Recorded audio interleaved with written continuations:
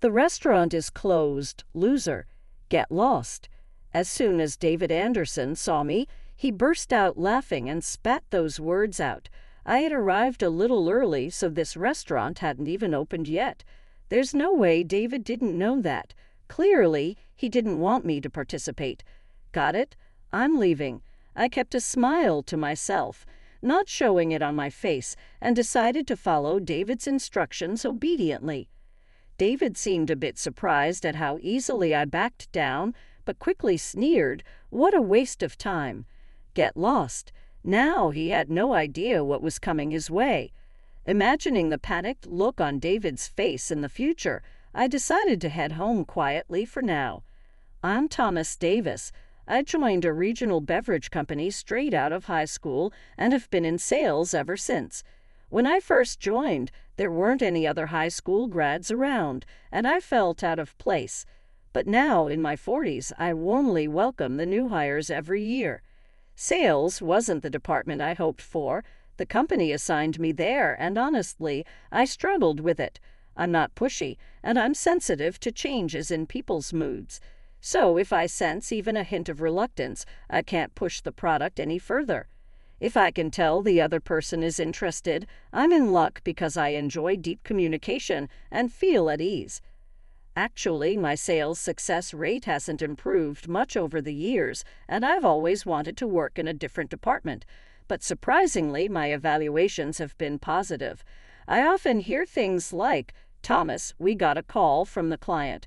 They said you're trustworthy and thorough in explaining the products, and they're considering moving forward." While there are many rejections, the clients I do connect with are happy, and we often maintain long-term relationships. So maybe my approach isn't entirely wrong. Of course, I can't be satisfied with the current situation. I've been in this field for 20 years and want to keep improving my numbers. Thomas, did you hear? We're getting a new manager next week. Yeah, I heard. It's been a while since we've had a change in our team. One day, as the anticipation deepened, our department was getting a new boss. Our sales manager was leaving due to maternity leave, so someone from outside was taking over. Our company, a regional manufacturer, doesn't have much turnover, especially in the sales department, so it's been a while since we welcomed someone new. My colleagues were looking forward to meeting the new boss. I'm David Anderson. I've significantly contributed to sales growth in my previous job, and I intend to do the same here. Let's all work hard to improve our numbers. David, who was a bit older than me and had a distinct elite look with his glasses, made a strong impression. He looked around at the applauding team members, including me, which boosted our morale. What concerned me a bit happened a few days later at David's welcome party at a local bar. As I approached, a cheerful David Anderson, who was in high spirits with a beer in hand, called out to me. It seemed they were talking about their hometowns. "Oh, Thomas, by the way, where are you from? Do you mean my high school?" I joined the company right after finishing high school locally. For a moment, David's happy expression seemed to darken. I thought they were talking about their schools, but maybe I misunderstood. "Oh, sorry, you meant where I'm from. I was born and raised in New York. Where are you from, sir?" "Yeah, I was born in New York, too, but I worked for a company in Chicago. Then I wanted to come back to a local company, so I came here. It was tough over there. Hey, waiter, another beer." When I apologized and clarified, David's cheerful demeanor returned, and he ordered another beer, making me feel relieved. He then began sharing his struggles at his previous job, and my nearby colleagues and I listened with polite smiles. The party ended on a good note, and by the next day I had almost forgotten about the exchange. However, it seemed I hadn't imagined David's momentary change in expression. The next day I was called into a small meeting room, and as soon as we sat down, he confronted me. "Thomas, you mentioned yesterday that you only have a high school diploma. Is that correct?" "Yes, that's right. I'm sorry for my confusing answer last night." Since there was nothing to hide and I had no regrets, I answered honestly. David Anderson sighed heavily, then clearly changed his attitude. "Well, I didn't expect to find an employee who hasn't even completed higher education. No wonder your sales numbers are struggling." His disappointed tone made me bite my lip. It wasn't that I gave the wrong answer. He didn't like that my highest education was high school. "Not only are your numbers low, but having a high school graduate is embarrassing. The previous manager might have tolerated it, but I don't. I prioritize results above all. You better be prepared because I won't go easy on you." True to his word, David's attitude toward me became harsh right after this. As he mentioned in his initial address, he is all about the numbers and the targets. For my colleagues, targets have shot up. While this approach isn't wrong, I couldn't complain as my evaluations have been based on relationships rather than numbers. "Sir, I'm sorry. The client said they consider it, but don't be stupid. This is why I can't stand high school grads. Can't you think? Get another appointment immediately, apologize, and go see them tomorrow. If you can't secure it, there will be consequences." As expected, his treatment of me was particularly harsh. Though he wasn't physically violent, the pressure from his words and expressions was intense, making me feel like I had walked into a nightmare. It wasn't just about finding new clients. I'd also received unreasonable orders to double the quantity for existing clients. When I called and, as expected, got rejected, David slammed his desk hard. "It's your job to make it happen. Sales are all about results. It's not about can or can't, Thomas. You will do it. Now, if you understand, get on the phone." After that, the upper management caught wind of David Anderson's aggressive tactics, and thankfully his approach was rescinded. However, it wasn't hard to imagine that I had left a bad impression on the clients I had built good relationships with. The final straw came sometime later. Our CO decided to retire at 65, and an employee who had long served as the head of HR was set to become the new CO. With this change, a party to celebrate the new CO's appointment was scheduled at a high-end restaurant in New York. The employees were thrilled about this, as it was a place we rarely got to visit, and it was the talk of the break room. "Thomas, aren't you excited? It's been really tough lately." "Yeah, let's enjoy ourselves while being careful not to make any mistakes. As my junior colleague mentioned, we've been in a whirlwind. Since David came on board, there hasn't been a moment of peace, and we've had to apologize to clients numerous times due to his unreasonable sales policies. So, this celebratory party at such a prestigious restaurant was something my colleagues and I were looking forward to." "Hey, boss, looking forward to tomorrow?" "Yeah, I hope you get to celebrate too." When I approached David during lunch break the day before, he replied with a strange smirk. Without understanding his intentions, the day of the party arrived. The company had planned an early finish, and while most people were heading to the venue directly from work, I went early due to my outside appointments. As soon as David saw me at the venue, he couldn't help but laugh and said, "The place is closed, loser. Go home." I had arrived slightly early, so the place wasn't open yet, and there's no way someone of David's rank wouldn't know the opening hours or the party start time. His laughter from yesterday made now clear he really didn't want me to attend. But David made a crucial mistake. "Got it? I'm leaving." I felt sorry for him, but kept my expression neutral and followed his instructions. David seemed a bit taken aback by my quick retreat, but then he smirked and said, "What a waste of time. Go home, high school grad."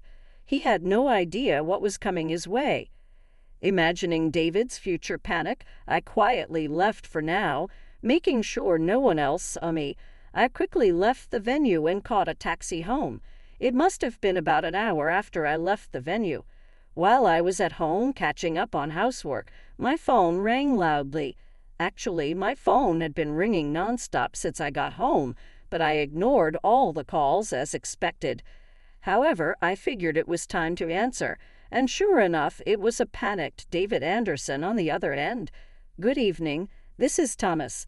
"Thomas, we can talk about the details later, but can you come back to the venue right now?" David, who had been calling me without any honorifics, suddenly reverted to a more respectful tone. Completely exhausted, I smirked internally at his blatant change in attitude, pretending not to understand the situation. "What happened? Why are you so frantic?" "The new CEO has been looking for you since the party started. He's been asking, 'Where is the chairman's son?'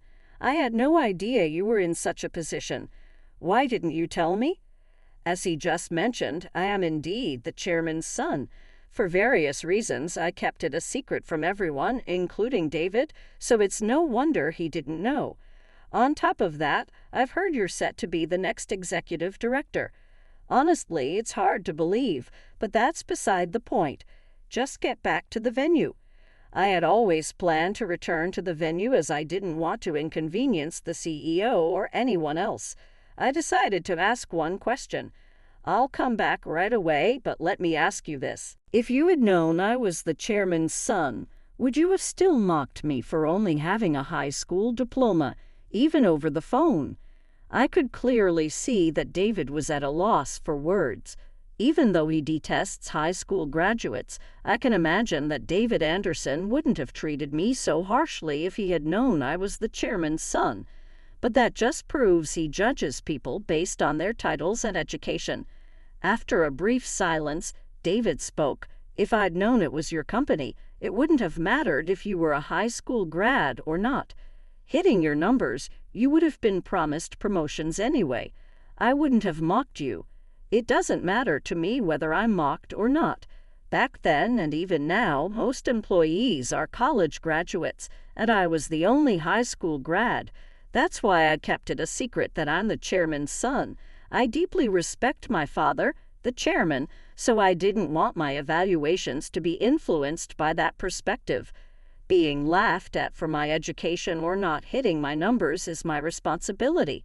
If people said, 'He can't hit numbers even though he's the chairman's son,' I'd have no defense. That's why I was surprised to be chosen as an executive. As you said, I'm not suited for sales and haven't produced significant numbers. I apologize for everything I've said. I'll even get on my knees. Just please come back." I could almost see David apologizing sincerely through the phone. But I had planned to return anyway, and I didn't want an apology at this moment. "I'm heading there now, but not because you asked. I'm going back to avoid causing trouble for everyone else, so don't misunderstand." "Got it?" After saying that, I hung up and jumped into the taxi I had arranged beforehand, telling the driver the name of the restaurant. I rushed back to the party venue and arrived just in time for my speech. I was relieved that I didn't keep the new CEO, the chairman, or any of the other important guests waiting. "Thomas, over here. Good luck." A female colleague from the sales department spotted me and waved, guiding me to my empty seat. She signaled the organizer, who acknowledged my presence with a relieved look. "Ladies and gentlemen, sorry to interrupt your conversations, but I'd like to invite Thomas Davis, who will be our new executive director starting tomorrow, to give a speech." The employees, who had been chatting with food and drinks in hand, all clapped in unison. When I apologized to the new CEO and said I'm sorry for this at your party, he patted me on the back and said, "It's your celebration too, so don't worry about it." Feeling reassured, I stood up. "Thank you for the introduction. I'm Thomas Davis. First, I'd like to sincerely congratulate our new CEO on his appointment. I'm also humbled to be starting as an executive director tomorrow." I noticed David Anderson sitting uncomfortably near my seat, looking like a different person from earlier. After all the hardship he put the department through, I couldn't help but feel a bit of satisfaction. There are two things I've kept hidden from everyone at the company since I joined. One is that my highest education level is a high school diploma. The other is that I am the chairman's son. Most of the employees, except those already in the know, were shocked, and the room buzzed with surprise. When I was in high school, our company was in a very tough situation. My father, the chairman, often told me how the then CEO and employees came together to turn things around. David Anderson looked at me with a startled expression. The chairman nodded slightly from the head table. When it was time for me to decide my future, the company had stabilized, and my father encouraged me to go to college.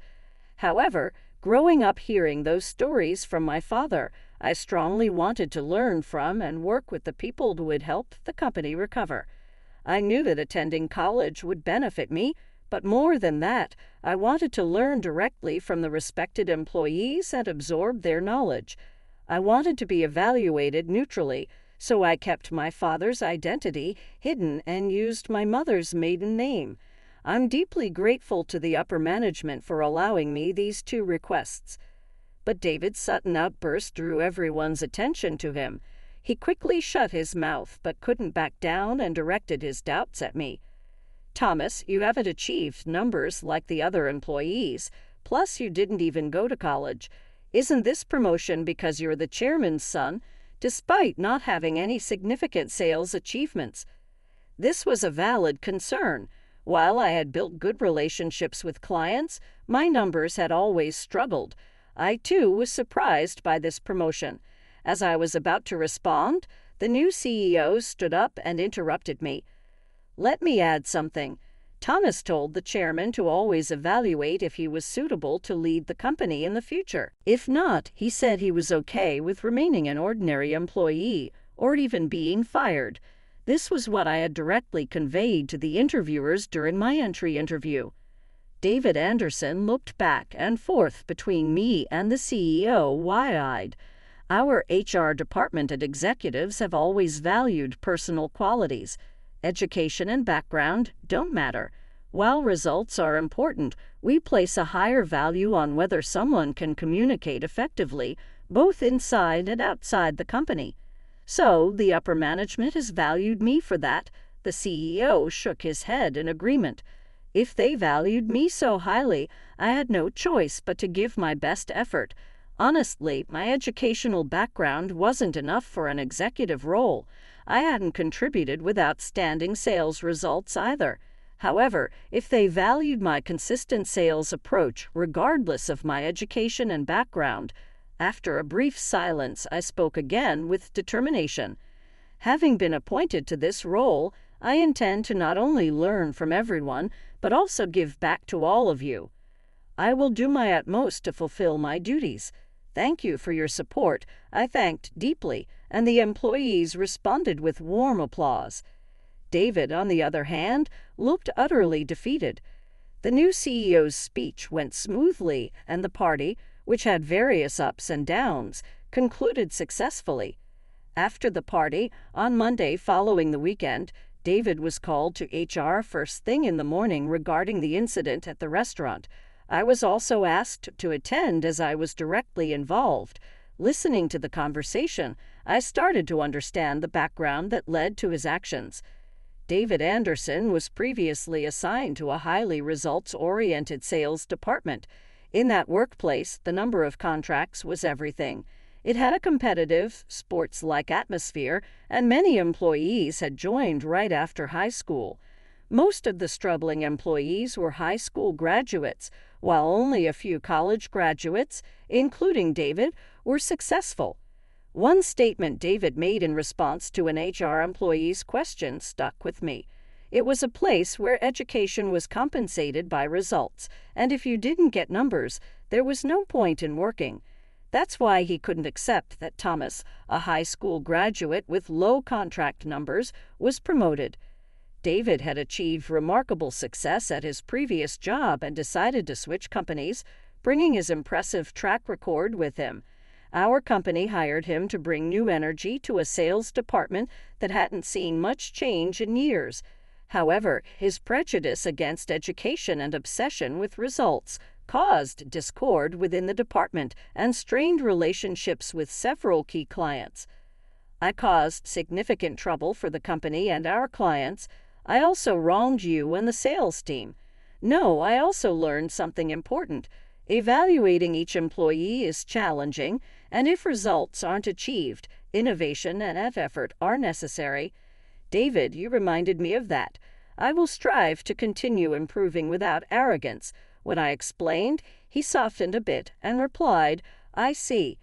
Before leaving the room, David was later relieved of his position and reassigned to a sales office in New York. Now I hear he works modestly as a driver. The joint inquiry with David Anderson made for a chaotic start to the week, but today was also my first day as an executive. Upon arriving at work, a senior colleague from the sales department greeted me at the entrance. He's a veteran who has supported our company since the difficult times. "Good morning, Executive Thomas. Today's the big day." "Oh, I guess I can't speak casually anymore. Good morning, good morning. Please don't say that. There's still so much I want to learn from you." After sharing a laugh and parting ways with my senior colleague, I steeled myself for the day ahead. My priority is to rebuild and strengthen relationships with clients who have continued to support us. Even though my role has changed, my commitment remains the same. I will continue to value the connections with those who appreciate our company and me. I will stay humble, reflecting, and growing continuously. As an executive, I aim to give back as much as I've